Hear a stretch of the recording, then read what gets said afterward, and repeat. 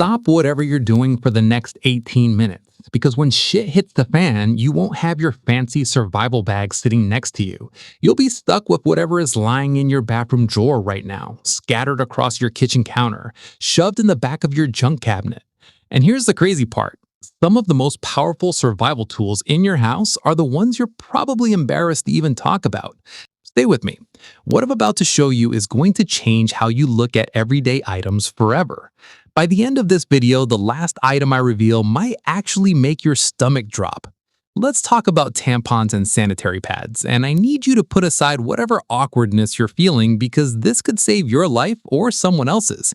These aren't just feminine hygiene products. They're sophisticated medical devices engineered to absorb liquid rapidly and hold it without disintegrating under pressure. Close your eyes for a second and imagine this. You've been stabbed, cut deeply on broken glass during an earthquake, or cut shrapnel from an explosion. Blood is pumping out and you're alone. A tampon can be placed directly into a puncture wound to control bleeding from the inside out, expanding to fill the wound cavity and applying pressure to damage blood vessels exactly where you need it. This is last resort field medicine only. Real doctors hate this, but when nothing else is left and someone is bleeding out in front of you, it works. Military medics in Iraq and Afghanistan carry tampons in their personal kits for exactly this reason. Not because it's the ideal solution, but because ideal solutions rarely present themselves when the nearest hospital is 40 minutes away. A single tampon can absorb up to 15 to 20 milliliters of liquid and does it fast. That same absorption makes them perfect as pre-filters for contaminated water, removing sediment and debris that makes chemical purification less effective. Pull that tampon apart and you've got fine cotton fibers that catch flame from even a weak spark. Perfect tinder material that lights even when slightly damp.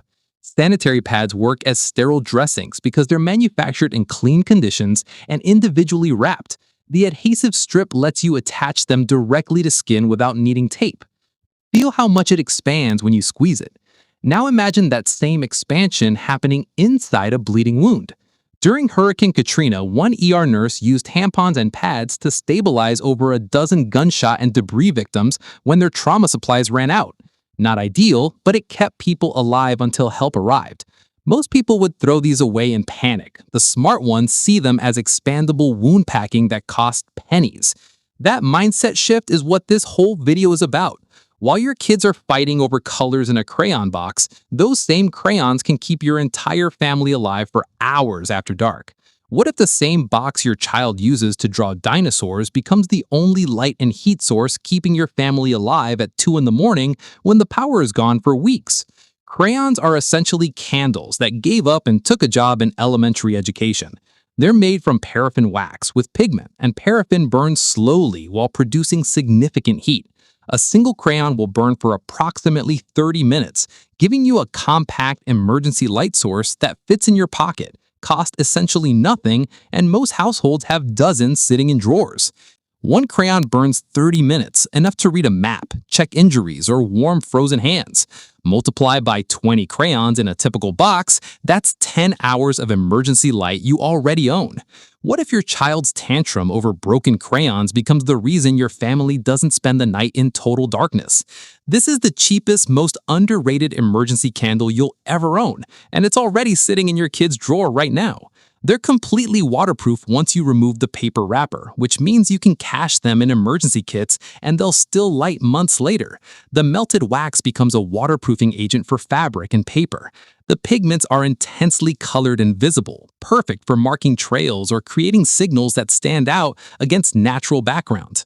Dark crayons write on almost any surface, including wet surfaces where pencil and pen fail completely.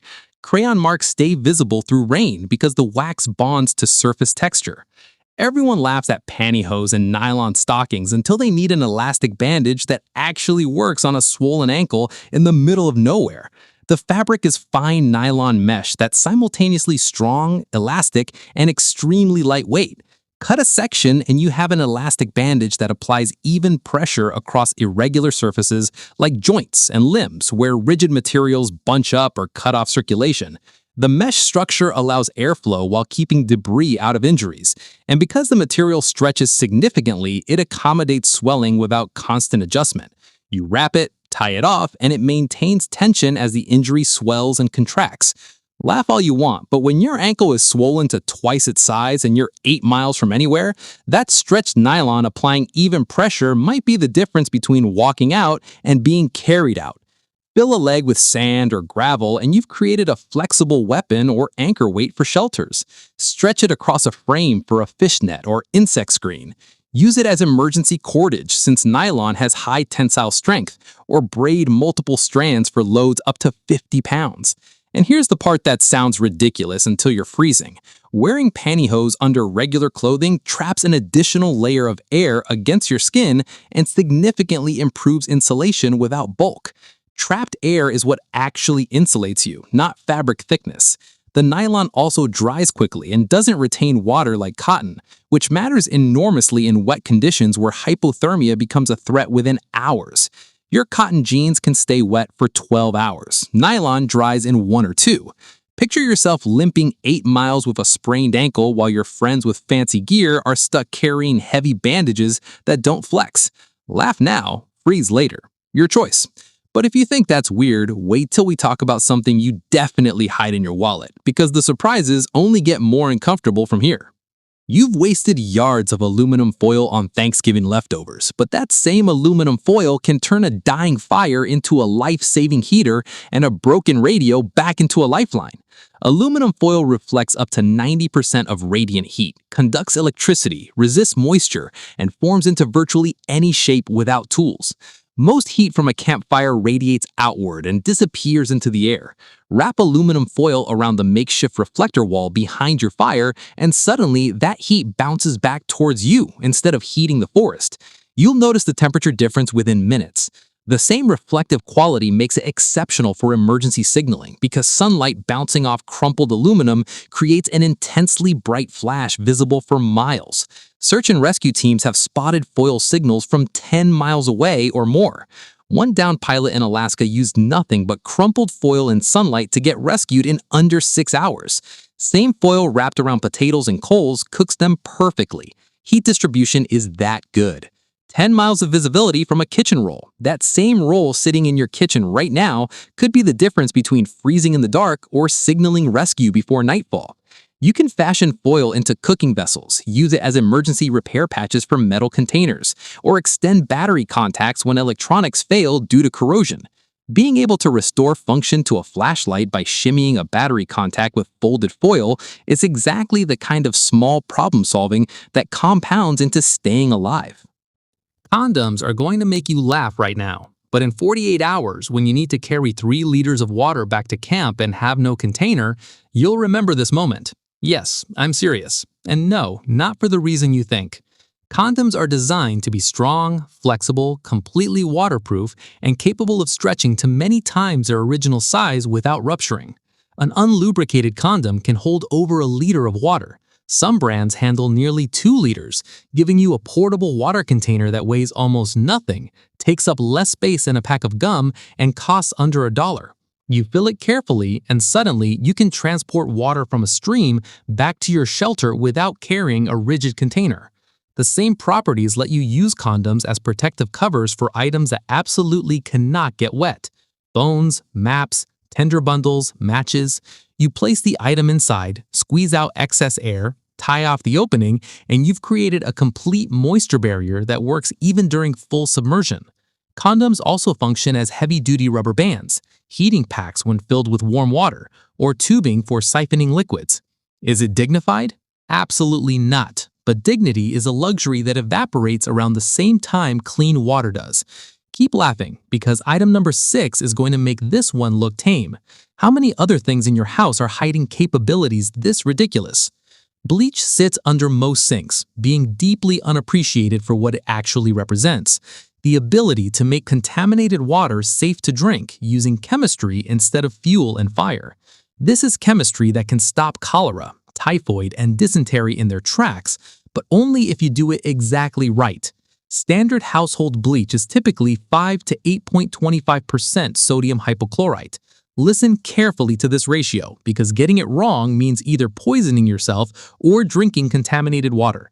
2 drops of regular unscented bleach per liter of clear water. If the water is cloudy, double it to 4 drops. Mix thoroughly and let it sit for at least 30 minutes before drinking. You should smell a faint chlorine odor after treatment. Never use scented bleach or anything with added cleaners. I'm not a doctor. This is the exact CDC recommended ratio, but if you have any doubt, boil instead. This is field expedient only. Never replace proper medical advice. One mistake can make you sicker than the dirty water would have. Sodium hypochlorite disrupts cell membranes of microorganisms, taking them apart at a molecular level. It won't remove chemical pollutants or heavy metals, but it addresses the biological threats that cause the majority of waterborne deaths in disaster scenarios. In the 2010 Haiti earthquake, improper water treatment caused thousands of cholera deaths. The ones who lived often had access to nothing more than household bleach and the knowledge of how to use it correctly. Diluted bleach also becomes a disinfectant for surfaces and tools. And then a long-term collapse, bleach kills mold and mildew, which becomes your biggest invisible enemy. Chemistry beats chaos, but only when you get the dose exactly right. But chemistry isn't the only everyday killer in your cabinets. Wait until you see what your duct tape can really do when stitches aren't an option. You throw them away every single week like they're nothing, yet one heavy-duty trash bag can literally become your house, your raincoat, and your toilet all at once when society collapses. A trash bag becomes an emergency poncho by cutting holes for your head and arms, preventing heat loss from wet clothing. That same bag can line a backpack to keep contents dry, cover supplies during storms, or be stuffed with dry leaves to create an insulated sleeping pad that prevents heat loss to cold ground. Multiple bags taped together form larger waterproof sheets for shelter construction, and the dark color absorbs solar radiation efficiently for warming water or creating heat sinks. Here's something most people miss. You can use trash bags as vapor barriers by wearing them between clothing layers in extreme cold. It sounds uncomfortable because it is. You'll sweat and feel clammy, but it prevents that sweat from saturating your insulation layers. In -10 degrees, you wear it between base layer and outer jacket. Your down jacket stays bone dry. This isn't theory. Special Forces operators have bet their lives on this technique in Arctic conditions, where wet insulation means death within hours. The bags also serve their original purpose of containing human waste, which matters when you're preventing cholera and dysentery from spreading through contaminated water sources. Proper waste containment is the difference between a survivable situation and a disease outbreak. A trash bag filled with water and left in sunlight becomes a solar shower. Suspend it, poke holes in the bottom, and you get water flow to rinse dirt and blood off your skin, dramatically reducing infection risk. And if a trash bag can do all that, just wait until we reach the item that turns a bathroom essential into actual surgical thread. Everyone says duct tape fixes everything, but 95% of people are using it wrong in a real emergency. Duct tape is pressure-sensitive adhesive on a fabric backing that bonds when you apply force and conforms to irregular shapes. This makes it exceptional for emergency repairs that don't require heat or specialized tools. You can patch torn fabric, seal leaks, reinforce weak points, or create improvised straps from strips folded sticky side to sticky side. Here's where duct tape becomes medical equipment. You can fashion butterfly bandages from small strips to hold wound edges together when sutures aren't available. Cut a strip about 2 inches long, place it perpendicular across the wound so it pulls the edges together, and the adhesive holds skin while your body's clotting factors take over. Special Forces medics have used this exact method when sutures ran out. It's not pretty, but pretty doesn't keep you alive. Duct tape also removes splinters and debris when pressed against skin and pulled away quickly. Folded sticky side out around your hand, it becomes a lint roller for removing ticks and irritating plant material. You can create cordage by twisting strips together or create waterproof patches. The key limitation is that duct tape fails in extreme cold and degrades under UV exposure. It's a short-term solution, but short-term solutions keep you alive long enough to implement long-term ones. We started with things you thought were embarrassing. We're ending with something that might actually make you uncomfortable, and I need you to stay with me because this is the moment where a $2 item becomes surgical equipment. Dental floss. That little plastic container sitting in your bathroom right now holds 50 to 200 meters of incredibly strong cordage that weighs almost nothing. Dental floss is stupidly strong for its size because it's engineered to withstand the shearing forces of being dragged between your teeth multiple times daily without breaking. Most brands handle 12 to 15 pounds of tension. You can repair torn fabric by threading it through a needle, and unlike regular thread, it won't rot when exposed to moisture because it's made from nylon or Teflon-coated materials engineered to resist bacterial breakdown in your mouth. That same resistance makes it perfect for suturing wounds in an emergency. And yes, people have closed deep lacerations with dental floss when proper medical supplies weren't available. This is where it gets uncomfortable. This is last resort field medicine only, the kind of thing you do when the alternative is bleeding out or watching infection kill you slowly. You sterilize a needle in flame until it glows orange. Let it cool, thread the floss through, and use basic stitching patterns to close wound edges. It works because you're holding tissue together long enough for your body's natural healing processes to bridge the gap.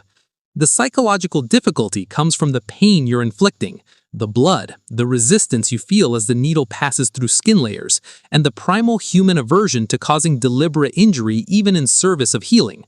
Your hands will shake. You'll want to stop. Imagine your hands covered in blood, needle shaking. Most people freeze in that moment. The ones who push through, they're the survivors who get to tell the story later. But infection from an open wound in an unsanitary environment will kill you slower and far more painfully than the temporary pain of closing it properly. This is why I saved dental floss for last, because after watching this video, you will never open your bathroom drawer the same way again. Beyond emergency medicine, dental floss becomes fishing line, tripwire for perimeter alarms, a cutting tool for soft foods when stretched tight, and binding material strong enough to lash together emergency shelters. What separates dental floss from other cordage options is the combination of strength, rot resistance, compact size, and ubiquity. Almost every household has it. Most people carry it when traveling, and it's so innocuous that it doesn't register as survival equipment even though it outperforms items specifically marketed for emergency use.